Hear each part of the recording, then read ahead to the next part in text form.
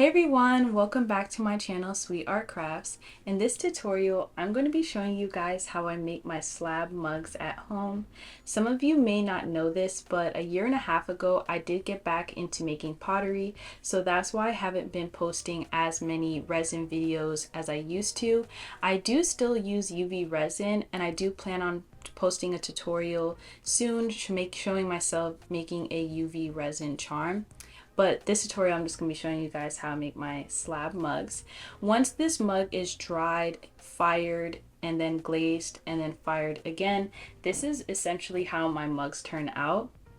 I do switch my handles all the time for some reason, but this is like how it's going to end up. And you guys are probably wondering, why am I showing my face all of a sudden on my YouTube channel? And that's because I kind of want to incorporate myself in my channel in future videos and maybe doing studio like vlogs. But anyways, we're going to get into the supplies that you're going to need to make this slab mug.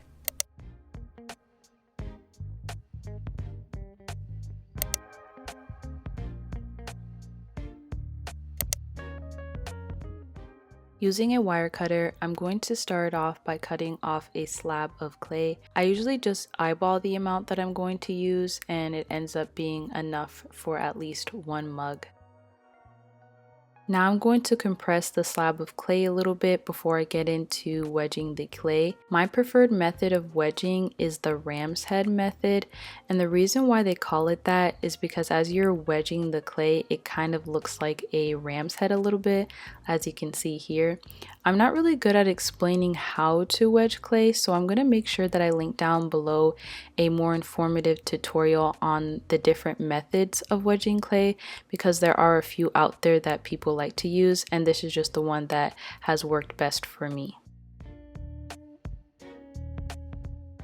I'm going to be splitting the clay into two sections using a wire cutter, and the reason why one of the sections is bigger than the other is because the bottom of the mug is a circle, so it doesn't need as much clay as the rest of the mug. To get my mugs the thickness that I want them to be, I'm going to be using these 1/4 inch square dowels and a rolling pin to roll out the clay. So basically I just compress the clay in the middle of the dowels, and then I'm just going to take my rolling pin and just continue to roll it until it's at the 1/4 thickness.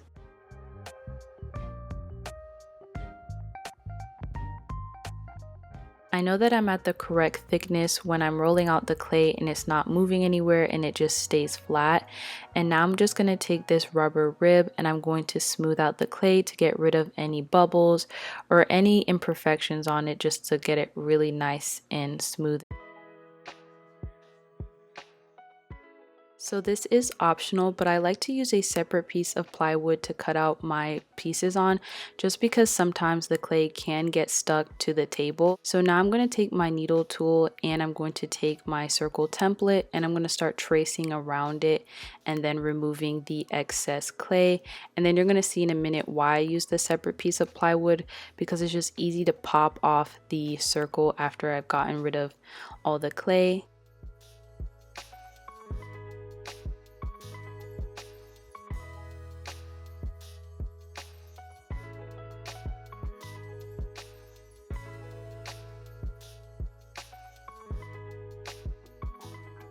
Now I'm going to be repeating the same process as I did before to make the next section of the slab mug.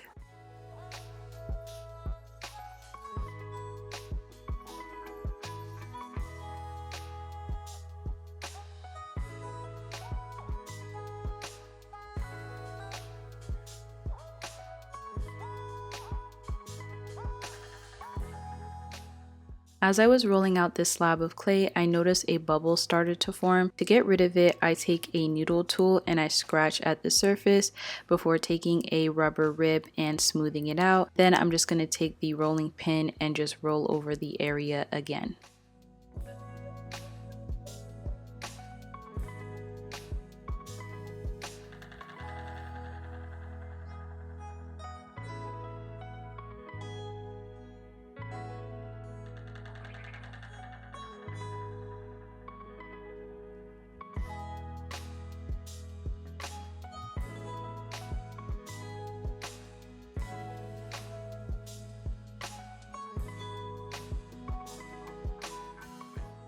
After cutting out both pieces for the mug, I'm going to allow them to set up for about 2 hours because the clay is a little bit too soft for me to assemble the mug at this moment. So after 2 hours, the clay is a little bit leather hard, so it's going to be easier for me to assemble it. Now I'm going to be taking my clay stamp with my logo on it, and I'm going to be pressing it onto the bottom portion of the mug. You can also use a needle tool to write your name on the bottom of it, or you can get a custom clay stamp made on Etsy. Using a bevel wire cutter, I'm going to be using the 60-degree angle part of it to cut off the ends of the part that's going to be turned into a cylinder for the mug, and you guys can see here what it looks like. And then I'm going to flip it over onto the other side, and on the other end I'm going to repeat the same process.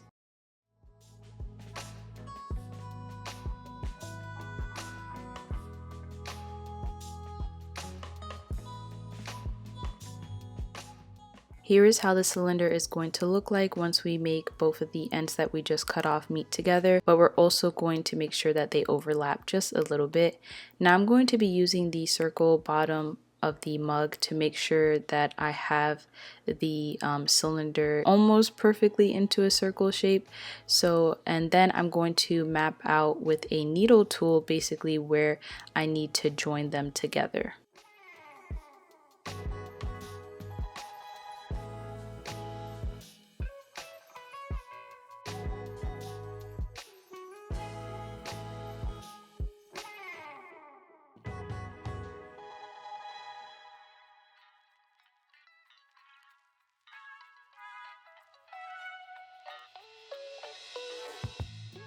Now using a serrated metal rib, I'm going to be scoring onto the slab on the areas where I will be joining the two pieces together. Some of you guys are probably wondering what scoring is, but it's essentially just you making scratches onto the surface of the clay that you will be joining together. And basically it allows the slip that we will be adding later on to seep into those scratches so that when you're joining the two pieces together, they're able to just stick and join into one piece. Basically, the slip acts like a glue for the clay. Here is the slip that I'm going to be using on the areas that I just scored. I personally like my slip to be a little bit on the thicker side, but if you guys want to make it a little bit thinner, that is okay too. I'm going to be using a paintbrush to paint on the slip, and if you guys want a tutorial on how I make my slip, just leave a comment down below and I'll make sure to make a video on it. I like to make sure that I add slip to the two ends that I scored. This just ensures there's a better bond between the two pieces.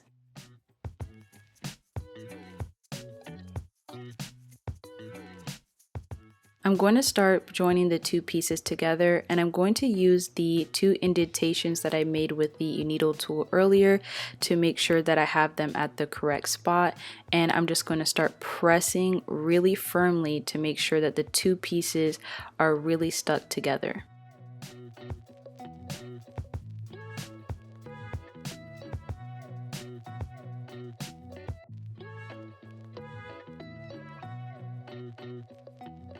I'm going to be using a damp sponge to smooth out the area that we just joined.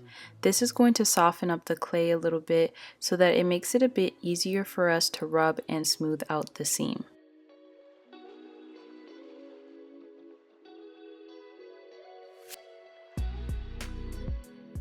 You guys can see here why I like to add a little bit of overlapping on my cylinder, and that's because I want to make sure that I have some clay that I can smooth over onto the other piece that I'm joining. This allows for the pieces to join into one a little bit better, and it can help avoid cracks.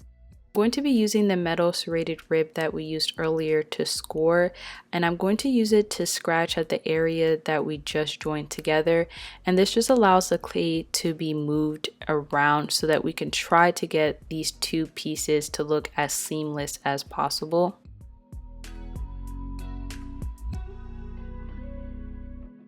To smooth out the area that we just scratched up with the serrated metal rib, I'm going to be using a regular metal rib to smooth out the area so that everything just looks super seamless, like as if we didn't just join two pieces together to get this cylinder.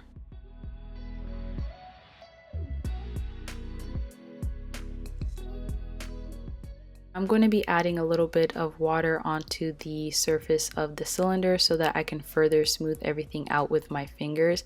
I really try to put an emphasis on smoothing out my slab mugs just because for me personally, I like how they look. So you don't have to make them super smooth like I do.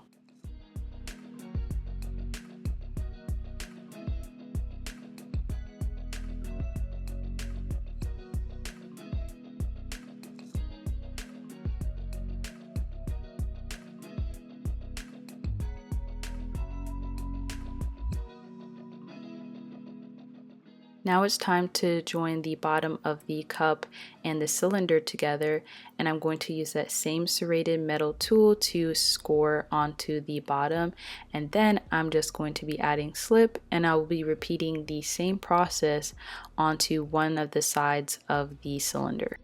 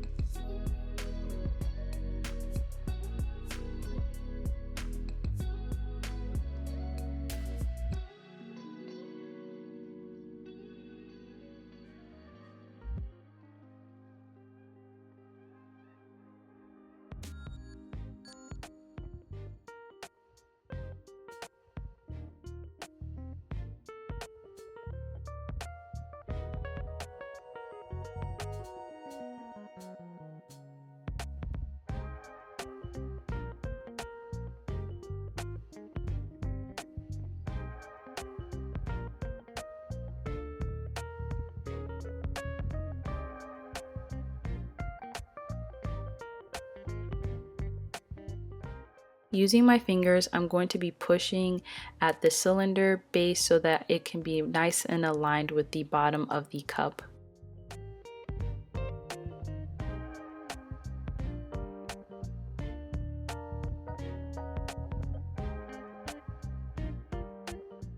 Using some slip and a paintbrush, I'm going to start painting over the seam that we just joined together so that there are no cracks or anything like that. And I'm going to allow it to sit for about 20 minutes so that everything can really seep into those areas before I smooth everything out. I'm going to take this slightly damp paintbrush and I'm going to use it to move around the slip in the inside of the mug that seep through, and just make sure that all of the cracks and areas in the bottom of the cup are covered in slip.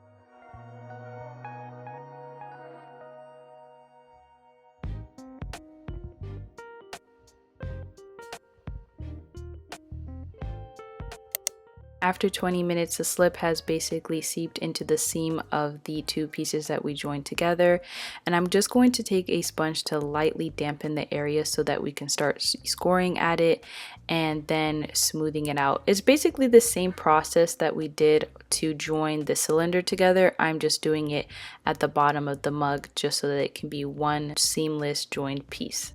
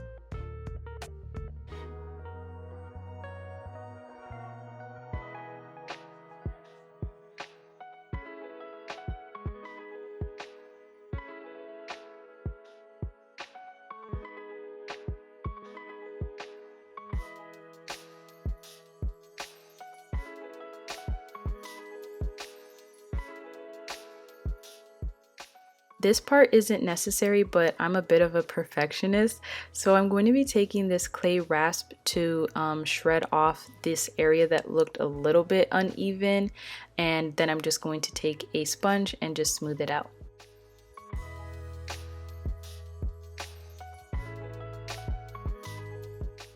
And now you guys have this super cute slab cup. And now we're going to get into making a handle to make it into a mug.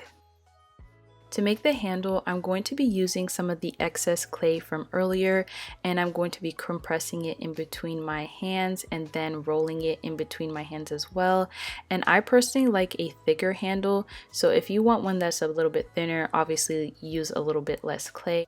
And now I'm just going to start rolling out the handle, and I want to make sure that I'm using the palm of my hands to avoid my fingers like indenting onto the handle.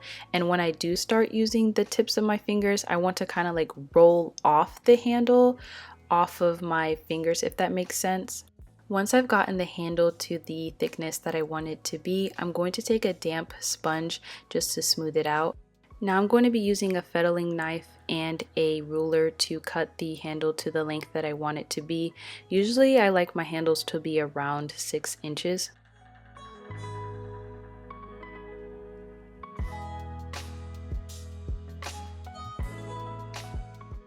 I'm going to start bending the handle into the shape that I want it to be. I like to keep my handles very simple. To ensure that the handle holds its shape, I'm going to allow it to sit on the table for 20 minutes before adding it to the cup. Now I'm going to start mapping out where I want to place my handle. You want to make sure you avoid the area where you join the two pieces together to create the cylinder. That area is a little bit weakened, so you want to make sure you don't add the handle there because it could lead to a crack when it's drying or possibly even the handle falling off. When looking inside of the cup, you can usually always tell where you join the two pieces together to create the cylinder so that you can avoid that area. I'm just going to repeat the same process that I always do to score and slip to add the handle. The only difference is that I like to make sure my slip is a little bit more runny when I'm adding the handle. So I'm just going to take out a little bit of slip from my jar and I'm going to put it in this little cup.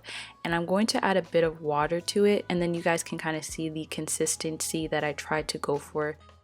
The reason why I like my slip to be a little bit more runny when I'm using it for my handles is because I want to make sure that the slip is really seeping into every single crack of the handle, because I have struggled with adding handles onto my cups for like over a year now, and this has been the only method that hasn't added any cracks during the drying process, because I've tried so many different drying processes and stuff like that and I still would get cracks, and this has been the only method that has worked for me. So I'm going to start adding it to the cup and the handle, and then I'm going to make sure that once I add on the handle, I'm going to firmly make sure that they're joined together, and I'm going to allow the slip to sit on the mug for 1 hour.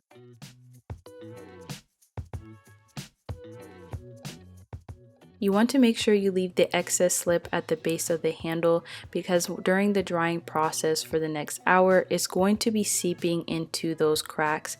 And we're also going to be using it to join the handle and the cup together instead of adding a coil.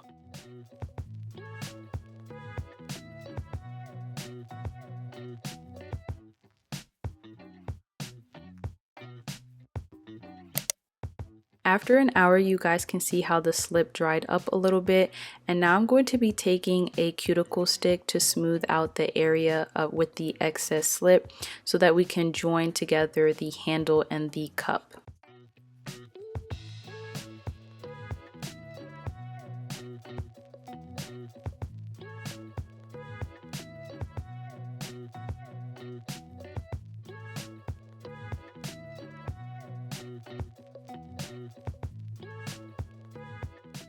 I dampened my fingers with a little bit of water, and now I'm just going to be using my fingers to really smooth over that area and make sure that the handle and the cup are nice and joined together, just because this area is typically where cracks can form, so you want to make sure it's really joined.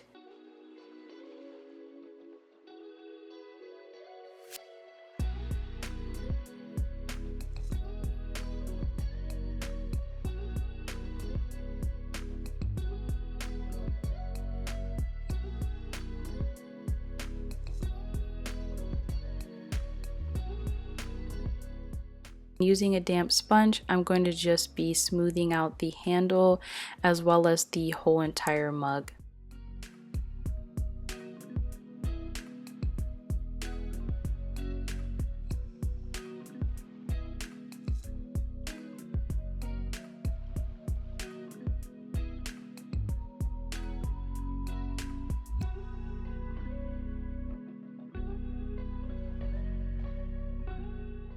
A little trick that I like to use to make sure that the mug is a perfect cylinder is by using a wine glass and just putting it into the middle of the mug and just pressing against it so that we can get back the shape.